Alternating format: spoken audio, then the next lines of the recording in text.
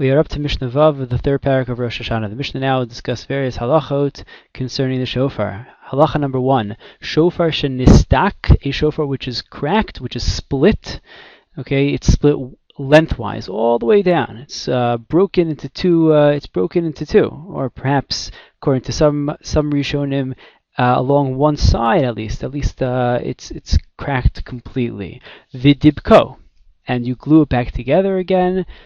Puzzle. It's still disqualified, cannot be used for the mitzvah of Tkiyat Shofar. Halacha number 2, Dibek Shivrei Shofaro. Let's say it's not the shofar is not split or cracked lengthwise, but widthwise it's broken into multiple pieces. Now, if any one of those pieces is a tefach long, a tefach is about 3 to 4 inches. If it's a tefach long, then it could be used as a shofar by itself.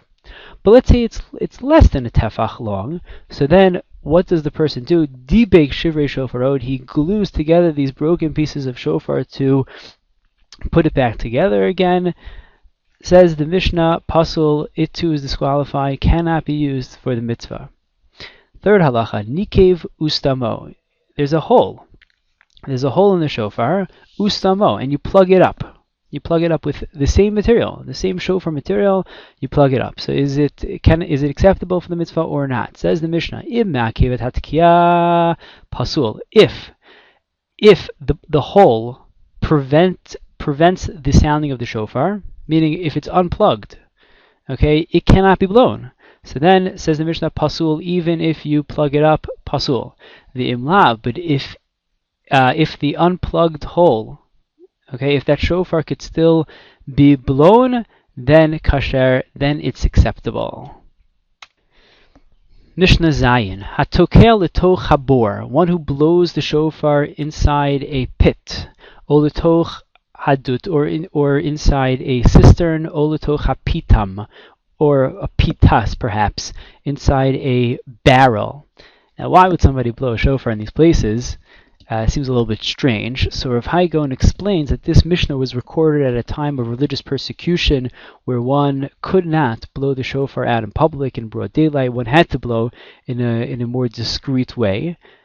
So they would blow inside a pit, inside a large barrel, to try to muffle the sound a little bit. So says the Mishnah, if one blows inside any of these 3 places, Im kol shofar shama, if the sound that you hear is the sound of the shofar, then yatsa, your yotze, you fulfill your mitzvah of tkiyat shofar. However, v'im kol havara shama, if the sound that you hear is a kol havara, it's an echo.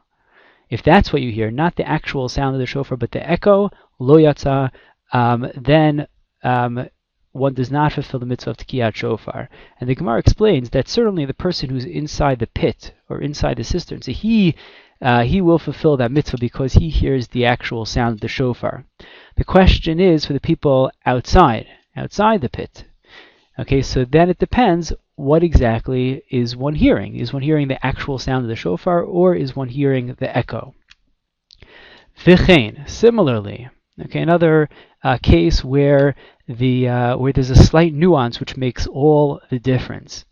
Someone who's walking in the back, outside in the back of shul, or someone who lives very close to shul. He's the next door neighbor to the shul building, and he hears what's going on inside the shul without even leaving his house. Vishama kol shofar o kol megillah, and he hears the sound of the shofar being blown inside shul. Okay, or he hears the sound of the Megillah, the person reading the Megillah on Purim. Im kivein libo, if he directs his heart, meaning he has the appropriate concentration, he has in mind to be yot to the mitzvah of shofar, the mitzvah of Megillah, then yatsa, then he fulfills that mitzvah. V'im lav, but if he does not have the appropriate concentration, he does not have in mind to be yot to those mitzvot, then lo yatsa, he does not fulfill those mitzvot. He would have to hear the shofar again, he would have to hear the Megillah again. Concludes the Mishnah, Afal pi shezeh shama v'zeh shama, even though in both cases this one hears and that one hears. Right? Whether or not a person has concentration, he still hears the same sound of the shofar, the same sound of the Megillah. What's the difference? Explains the Mishnah, Zeh kivein libo v'zeh lo kivein libo. This one had the appropriate concentration, he had the right thing in mind. V'zeh lo kivein libo. that one did not have the appropriate concentration. He did not have the right thing in mind, and that makes all the difference.